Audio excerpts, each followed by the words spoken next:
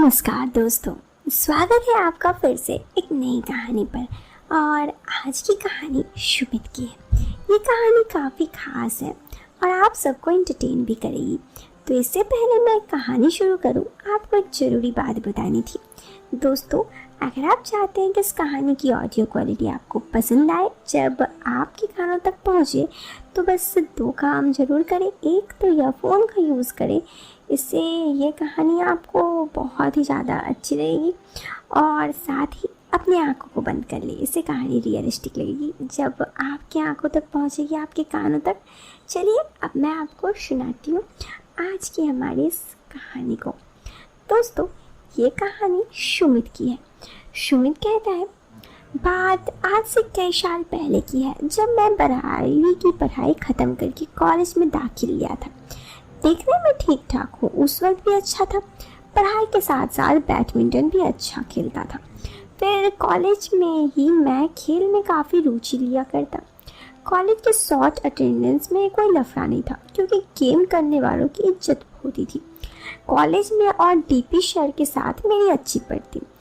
आज की आपको कहानी आगे बताने से पहले मैं आपको अपने बारे में बता दूं। मैं नॉर्मल दिखने वाला 5 फीट 9 इंच हाइट का लड़का हूँ। उस वक्त मेरी उम्र 18 साल पार कर गई थी। मेरे क्लास के लगभग सभी छात्र छात्रा ने उसी कॉलेज में दाखिला लिया था। कॉलेज में धीरे धीरे मज़ा आने लगा। सबके साथ हाय और बातचीत होने लगी, क्योंकि ज़्यादातर क्लास के स्टूडेंट जान पहचान थे। मैं अपने एक दोस्त कुलदीप के साथ बैठा करता था। एक दिन मैंने देखा कि हमारे क्लास की एक लड़की मेरे स्कूल की दोस्त अंजू पर लाइन मार रहा है। मुझे ये देखकर हंसी आ गई। फिर क्लास ख़त्म होने के बाद मैं अंजू के पास गया। मैं बोला, क्लास में तुम्हारा एक बड़ा आशिक पैदा हो गया। ये सुनकर उसका मुंह तर गया। वो बोली, हाँ जानती हूँ, उसी आशिक ने मेरा जीना हराम करके रखा है। जहाँ भी जाती हूँ मेरे पीछे पीछे आ जाता है। रास्ते में कई बार हाथ पकड़ लेता है। इस बात पर मैंने उसे दिलासा दिया और कहा कि मैं उसे इस बारे में बात करता हूँ। वो फिर मुझे थैंक्स बोलकर चली गई। मैंने उसके लड़के से बात कर उसे मेरा झगड़ा हुआ, मगर बाद में मामला सुलझ गया। फिर 2 दिन बाद मुझे कुछ ज़रूरी काम से बाहर जाना था। बाहर जाने की वजह मुझे पता नहीं, लेकिन जब इंटर कॉलेज गेम के लिए ट्रायल था, जब मैं वापस आया, तब तक डीपी सर का तबादला हो चुका था। नए सर आ गए थे। उनसे मेरी बातें कभी नहीं हुई थी, तो मैंने खेल के बारे में उनसे बात करने की कोशिश की। तो उन्होंने कहा कि मुझे भी खेलना है। सर ने मना कर दिया और बोला कि ट्रायल में जो 17 लड़के पास हुए हैं, अब उन्हीं के साथ टीम का चयन होगा। तुम लेट हो गए हो, अगर तुम पहले आते तो सेलेक्ट होने का मौका मिल सकता था। मैंने सर से कहा, सर आपके पास जो भी बेस्ट लड़के हैं, उनमें से 17 में से उनके साथ मेरा मैच करवा दीजिए। मैं मुकाबले के लिए बिल्कुल तैयार हूँ। अगर वो मुझसे बेहतर हुए तो आप जो कहेंगे मैं वो करूँगा। इस बात पर सर चिढ़ गए और उन्होंने उन 17 लड़कों के साथ ही मेरा मैच करवा दिया। मगर मैं खेलने में बहुत अच्छा था और आगे भी, तो मैंने 17 को ही हरा दिया। इतने मैच एक साथ होने के कारण मैं पूरी तरीके से थक चुका था। सर ने मुझे टीम में ले लिया। मैं उस दिन बहुत खुश था। मुझे मेहनत तो बहुत करनी पड़ी, लेकिन उसका फल भी अच्छा मिला। मेरी इस परीक्षा को मेरे सब दोस्तों के साथ देखकर अंजू भी थी। अंजू को मेरे बारे में बता दूं, वो सिंपल सी लड़की थी जो बिल्कुल सादे ताने पाने में रखती थी। मेकअप मैंने उसके चेहरे पे कभी नहीं देखा था। अंजू के बाल ज़्यादा नहीं थे, परंतु अच्छे थे। आंखें बड़ी बड़ी और बहुत सुंदर लगती थी उसकी आंखें। हंसते हुए एक साइड में डिम्पल होती थी। अंजू की गर्दन सुराही जैसी थी। नॉर्मल हाइट 5 फीट 4 इंच होगी। उसका रंग की हुआ जैसा था।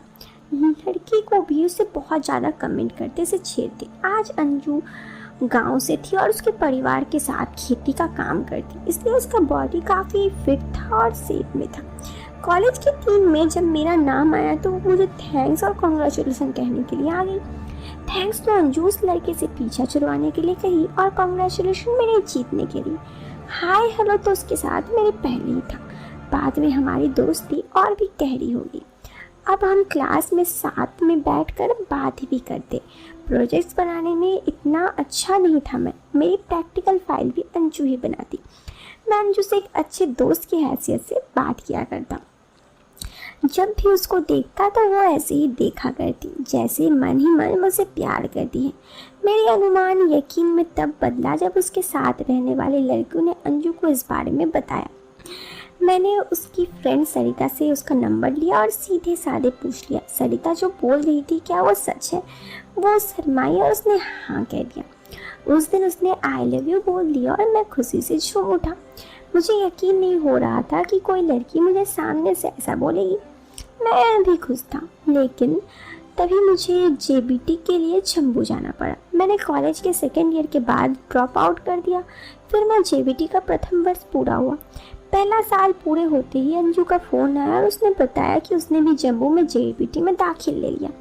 मेरी जगह पूछने पर उसने कठुआ बताया, जो मेरी वाली जगह से 100 किलोमीटर दूरी थी। मगर कॉलेज में मेरा लास्ट ईयर था और उसका पहला। फिर हम साथ में दिल्ली से जम्मू ट्रेन में जाने लगे। उसके लिए मेरे मन में इज्जत और प्यार दोनों था।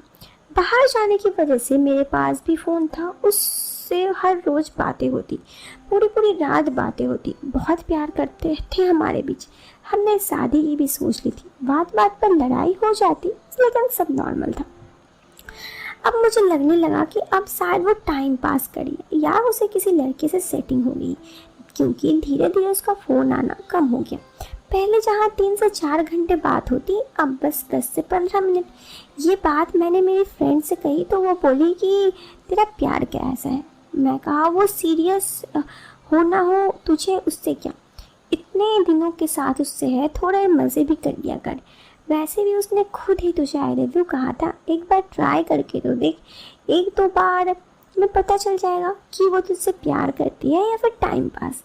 दोस्त की ये बात मैं समझ गया। अब मैंने पूरा मन बना लिया कि मैं अंजू से इस बारे में बात करूंगा और प्यार में एक कदम आगे बढ़ूंगा।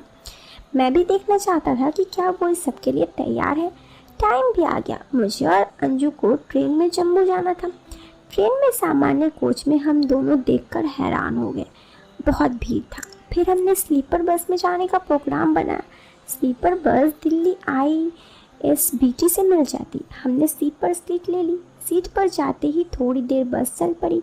हमने साथ में खाना खाया और वहाँ बात करने लगे। उसके हाव भाव से मुझे बहुत अजीब लगा।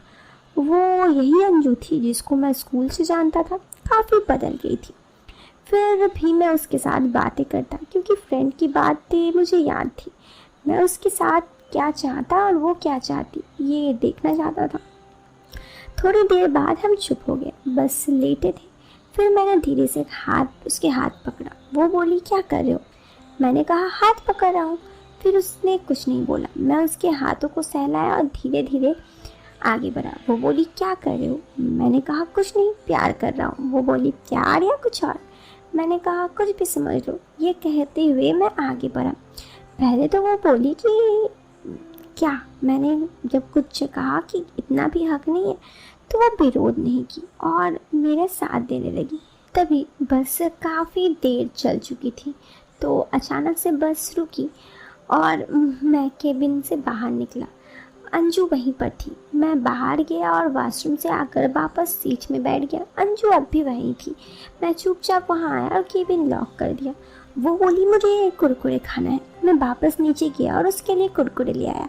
अंजू अब मुझे छेड़ रही थी और बोल रही थी, चिढ़ा रही थी कि तेरा है पर मेरा है। मैं उसकी बातें करने का बिल्कुल मन नहीं कर रहा था, क्योंकि वो मुझे तंग कर रही थी। उसकी बातों से मुझे गुस्सा आ रहा था। खुद ही प्यार प्यार चिल्लाती रहती, लेकिन अब जब कुछ करने का समय आया तो वो भाव खा रही थी। थोड़ी देर बाद उसने मुझे फिर कहा तेरा है पर मेरा है। इस बार वो मुझ पर ऐसे कह रही थी और आंखों से इशारा कह रही थी। मैं उसकी बातों को समझ गया कि वो भी क्या सोच रही थी, लेकिन अब हम दोनों बस में थे और कुछ देर ऐसे ही छेड़खानी और बातचीत के बाद 10 घंटे का सफ़र ख़त्म हो गया। कब पता ही नहीं चला और हम बस से उतर गए। खैर उसके बाद फिर क्या हुआ वो कभी मौका मिलेगा तो दूसरी बार लिखूँगा। इस वीडियो से मैं लेता हूँ अलविदा। दोस्तों ये कहानी तो यहाँ ख़त्म हो गई। अगर आपको ये बस के सफ़र वाली कहानी तेरा है पर मेरा है पसंद आई तो वीडियो को लाइक करने के साथ चैनल को सब्सक्राइब करें। हम मिलते हैं आपसे फिर एक नए वीडियो में नए टॉपिक के साथ। तब तक के लिए